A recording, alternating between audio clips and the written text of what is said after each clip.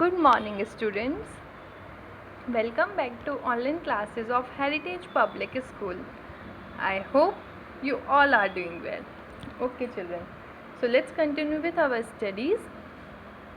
In last class, we completed our land topic. हमारा land topic complete हो गया था और soil हम continue कर रहे थे. For today, our topic is layers of soil. Okay, that is on page number 139.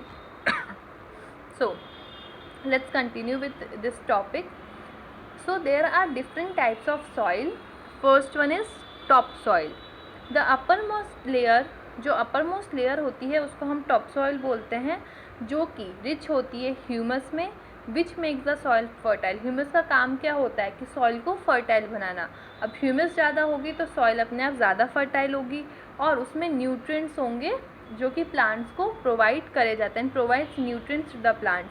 Humus में न्यूट्रिएंट्स भी होते हैं जो कि वो प्लांट्स को प्रोवाइड करती है. This layer can retain more water, और इस लेयर में सबसे ज़्यादा नमी रहती है. देन आती है subsoil. This layer is more hard and compact and had lesser amount of humus. इस लेयर में ये लेयर हार्ड होती है और कॉम्पैक्ट होती है और कम अमाउंट का ह्यूमस इसमें होता है. और ये क्या कंटेन करती है? More sand, slit and clay. Weathered rock. It is contains small pieces of rock. इसमें छोटी छोटी पीसेज ऑफ रॉक्स होते हैं. एंड देन है unweathered parent rock. Below the weathered rock के नीचे there is a layer of hard rock. एक hard rock की लेयर होती है जिसको हम कहते हैं बेड रॉक. ठीक है, तो ये हमारी लेयर्स ऑफ सॉइल हो गई. अब आता है टाइप्स ऑफ सॉइल. अच्छा, यहाँ पे कुछ फैक्ट फाइल गिवन है. इसमें क्या गिवन है? It takes more than 500 years for 2 centimetre of soil to be form. Okay, so 500 साल लगते हैं 2 सेंटीमीटर सॉइल फॉर्म होने में. There are more than 10,000 type of soil in the world. Soil consist of 45% minerals, 25% water, 25% air and 5% organic matter. ठीक है. Now types of soil. Alluvial soil. ठीक है, first है हमारी एलुवियल सॉइल. ये fertile soil होती है और ये क्ले से बनी हुई होती है, सैंड से और स्लिट से. देन आती है ब्लैक सॉइल. ये ब्लैक इन कलर होती है. ठीक है, वेट होती है और स्टिकी होती है. इसमें ज़्यादा मॉइस्चर रहता है but cracks when it becomes dry. लेकिन अगर ये ड्राई हो जाती है तो ये टूट जाती है. देन रेड सॉइल होती है. ये ज़्यादा अच्छी नहीं होती है एग्रीकल्चर के लिए, लेकिन इसमें आयरन कंटेंट ज़्यादा होता है इसलिए ये रेड होती है कलर में. देन आती है laterite soil. It is porous brown soil and is less fertile. Porous brown soil और लेस फर्टाइल होती है. देन है डेजर्ट सॉइल. ये लूज होती है, पोरस होती है और कॉर्स सैंडी सॉइल होती है. Then mountain soil. It is brown soil. Brown soil होती है और इसका गुड टेक्सचर होता है. ह्यूमस में बहुत अच्छी होती है, इस वजह से बहुत ज़्यादा फर्टाइल होती है और एग्रीकल्चर इसमें बहुत अच्छे से हो सकता है. अलग अलग सॉइल में अलग अलग टाइप्स की क्रॉप्स बहुत अच्छे से हो सकती है, तो इनकी अलग अलग टाइप की क्रॉप्स अलग अलग सॉइल में ग्रो करी जाती है. ठीक है. अब आता है degradation of soil and methods of conservation. The major threat to soil is the erosion and depletion of soil. सबसे बड़ा सॉइल का थ्रेट ही है. लैंड का तो है कि लैंड ही ख़त्म कर रहे हैं बिल्कुल ही. लोग ज़्यादा ओवर पॉपुलेशन होने की वजह से या ओवर ग्रेजिंग की वजह से लैंड ही बिल्कुल ख़त्म सी होती जा रही है. बिल्कुल लैंड पूरी तरीके से जो फ्री लैंड है जिसमें हमारी ये फॉरेस्ट वगैरह होते हैं वो लैंड ख़त्म होती जा रही है. ठीक है, लेकिन अब सॉइल को क्या थ्रेट है? सॉइल का थ्रेट ही यही है, इरोजन और डिप्लीशन. सॉइल का कटाव और उसका डिप्लीट होना, ये सबसे बड़ा थ्रेट है. Both natural and human factor are responsible for soil degradation. Soil degradation के लिए ह्यूमन और नेचुरल दोनों फैक्टर इक्वली रिस्पॉन्सिबल हैं. Soil erosion is mainly the removal of top most layer of soil. Soil erosion का मतलब क्या होता है? जब सॉइल का टॉप मोस्ट लेयर रिमूव हो जाता है. टॉप मोस्ट लेयर जब सॉइल का रिमूव हो जाता है ड्यू टू एनी रीज़न, चाहे वो सॉइल का टॉप मोस्ट लेयर इसलिए ख़त्म हो गया फ्लड्स की वजह से, लैंडस्लाइड्स की वजह से, वेव्स की वजह से, या कोई ह्यूमन एक्टिविटी जैसे कि उन्होंने डिफॉरेस्टेशन. अब आपको पता है प्लांट्स जो होते हैं वो सॉइल को पकड़ के रखते हैं. ठीक है, प्लांट्स की जो रूट्स होती है वो सॉइल को पकड़ के रखती है जिस वजह से सॉइल इरोजन नहीं होता. लेकिन डिफॉरेस्टेशन हो गया, प्लांट्स काट दिए गए तो सॉइल फ्री हो गई और सॉइल ईजिली इरोज हो सकती है, ठीक है। ऑफकोर्स ओवर ग्रेजिंग, वही बात है, ग्रास वगैरह अगर हमारे एनिमल्स कैटल्स ही ग्रेज कर लेंगे तो सॉइल पे पकड़ नहीं रहेगी और इजीली वो इरोज हो जाएगी। देन रेन वॉश, रेन की वजह से, and excessive use of chemical fertiliser and pesticide.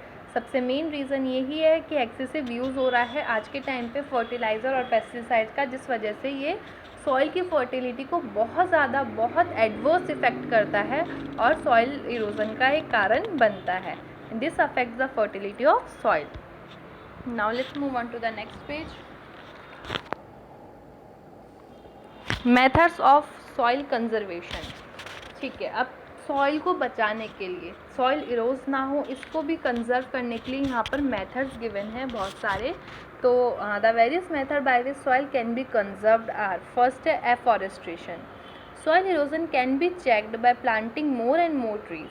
Of course अगर हम ज़्यादा से ज़्यादा प्लांट्स उगाएं तो क्या होगा, प्लांट्स की रूट सॉइल को पकड़ के रखेगी, ठीक है, जिस वजह से जो वाटर है वो सॉइल को इरोज अपने साथ नहीं लेकर जा सकता, ठीक है। सो इसलिए एफॉरेस्ट्रेशन सबसे अच्छा तरीका है। The roots of the trees hold the soil firmly, ये हमने पढ़ा, जो रूट्स है ट्रीज़ की वो सॉइल को पकड़ के रखती है, ठीक है। And also control the flow of water, जो फ्लो ऑफ वाटर है वो भी सॉइल को फिर अपने साथ नहीं ले जा सकता, और वैसे भी अगर फिर वाटर होगा तो वो रूट्स एब्जॉर्ब कर लेंगी तो ज़्यादा फ्लड वगैरह की सिचुएशन भी नहीं होती है। ना है मल्चिंग। द बेयर ग्राउंड, जो बेयर ग्राउंड यानी कि खाली ग्राउंड जो पड़े हैं बिटवीन क्रॉप्स के बीच में, is covered with organic matter and drought resistant grasses. उसको किससे कवर कर देना चाहिए हमें, ऑर्गेनिक मैटर से, और ड्रॉट जो सूखी रेजिस्टेंट ग्रास होती है जो कि सूखती नहीं है, ठीक है। वंस द ग्रासेस और वेजिटेशन कवर द सॉइल, अगर ग्रास और वेजिटेशन ने उस सॉइल को कवर कर लिया, उस लैंड को कवर कर लिया, उस बेयर ग्राउंड को कवर कर लिया, तो ये भी सॉइल इरोजन में हमारी हेल्प करेगा कि सॉइल इरोज नहीं होगी। नाउ है contour barriers. Along the contours of land, stones, grass and other vegetation are used as barriers. Contour of land, stone, grass और दूसरी वेजिटेशन अगर हम कर देते हैं तो ये भी बैरियर की तरह यूज़ होगी।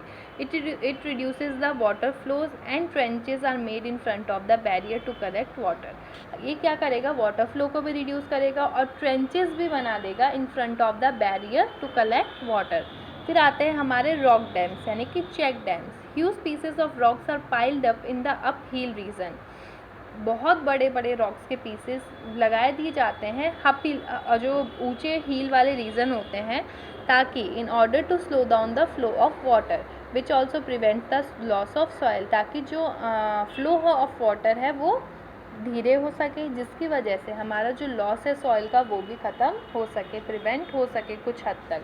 फिर आती है हमारी टेरेस फार्मिंग। टेरेस फार्मिंग की पिक्चर अगर आप देखें तो यहाँ पर गिवन भी है, ठीक है। इसमें क्या है, टेरेस फार्मिंग में इन माउंटेनियस और हिली रीजन्स, जो हिली रीजन्स है या माउंटेनियस रीजन्स है, ब्रॉड फ्लैट स्टेप्स और terraces are made to practise farming. उन पे ब्रॉड फ्लैट स्टेप्स या टेरेसेस बनाए जाते हैं फार्मिंग के लिए, ठीक है। अब वैसे भी माउंटेन और हिली रीजन में जो टेरेस होती है वो कैसी होती है, ऐसे हट की शेप की, ठीक है। Crops are planted on each steps. Crops को हर एक स्टेप पे, आप देख सकते हैं इसमें क्रॉप्स को हर एक स्टेप पे करा गया है, देखिए जैसे ये देखिए, ठीक है। इस तरीके से क्रॉप को प्लांट करा गया है हर स्टेप पे, जिस वजह से जो फ्लो है वो प्रिवेंट हो सके वाटर का, और इस वजह से सॉइल इरोजन भी नहीं होता है। अब है intercropping. Various leguminous crops are grown in alternative rows and several other crop management practices are adopted in order to minimize soil erosion. बहुत सारी अलग अलग क्रॉप मैनेजमेंट प्रैक्टिस है या फिर जो लेग्यूमिनियस क्रॉप्स हैं उनको ऑल्टरनेटिव रोज़ में ग्रो करना चाहिए, और भी अलग अलग मैनेजमेंट प्रैक्टिस को हमें अडॉप्ट करना चाहिए ताकि सॉइल इरोजन ख़त्म हो सके। फिर है contour ploughing. It is mainly practice by ploughing parallel to the contours of hill slopes to form a natural barriers for water which flows down the slope. ये कैसे प्रैक्टिस किया जाता है, it is mainly practice by ploughing parallel, ठीक है। जो contour ploughing है वो मेनली कहाँ प्रैक्टिस करी जाती है, हील स्लोप्स में, ताकि कैसे? By ploughing parallel to the contours. अब इसको एक पिक्चर से देखिए। सो देखिए ये ऐसी इस तरीके से होती है कॉन्टोर प्लफिंग। इसमें क्या होता है, ये नेचुरल बैरियर्स की तरह इस तरीके से फार्मिंग की जाती है, प्लफिंग की जाती है, ताकि जो वाटर है जो नीचे आ रहा है वो ये सॉइल, मतलब ये जो हमारे जो ये हमने प्लफिंग की क्रॉप्स उगाई है, ये वाटर को वहीं रिटेन कर ले, इसको ज़्यादा नीचे ना आने दे। अगर नीचे आएगा तो सॉइल इसके साथ आएगी, अगर यहाँ पे क्रॉप्स नहीं होगी, क्रॉप्स होगी तो ये क्रॉप्स जो हैं, क्रॉप्स की रूट्स जो हैं वो सॉइल को होल्ड कर लेगी। ठीक है, तो इस तरीके से कॉन्टोर प्लफिंग की जाती है। It helps in retaining the soil of a particular region. ये पर्टिकुलर रीजन की सॉइल को ही रिटेन करने में हेल्प करती है। ठीक है, नाउ हमारा आता है shelter belts in the dry और कोस्टल एरिड रीजन। ठीक है, कोस्टल, ड्राई और एरिड रीजन्स जो होते हैं उसमें क्या होता है, various rows of trees are planted in order to check the movement of wind in order to protect the soil. अब यहाँ पर जो ड्राई रीजन्स होते हैं इसमें तो सबसे ज़्यादा जो थ्रेट है सॉइल इरोजन का वो होता है विंड। तो यहाँ पर क्या होता है, वेरियस रोज में ट्रीज़ को प्लांट कर दिया जाता है ताकि वो मूवमेंट को चेक कर सकें विंड की और प्रोटेक्ट कर सकें सॉइल को। ठीक है, besides the above given ways, अब जो हमें ऊपर गिवन वेज हैं उसके साथ साथ farmer should use eco friendly fertilisers. Farmers को केमिकल की जगह eco friendly fertilisers, pesticides use करने चाहिए। And plant indigenous trees and shrubs which can significantly prevent erosion of soil. और हमें ट्रीज़ और श्रब्स को भी ज़्यादा से ज़्यादा प्लांट्स उगाने चाहिए, ग्रो करने चाहिए ताकि सॉइल इरोजन ना हो। ठीक है चिल्ड्रन, सो हमारा लैंड और सॉइल 2 टॉपिक कंप्लीट हो गए। कल हम हमारा नया टॉपिक स्टार्ट करेंगे, that is water. So okay children, so we will meet in the next class.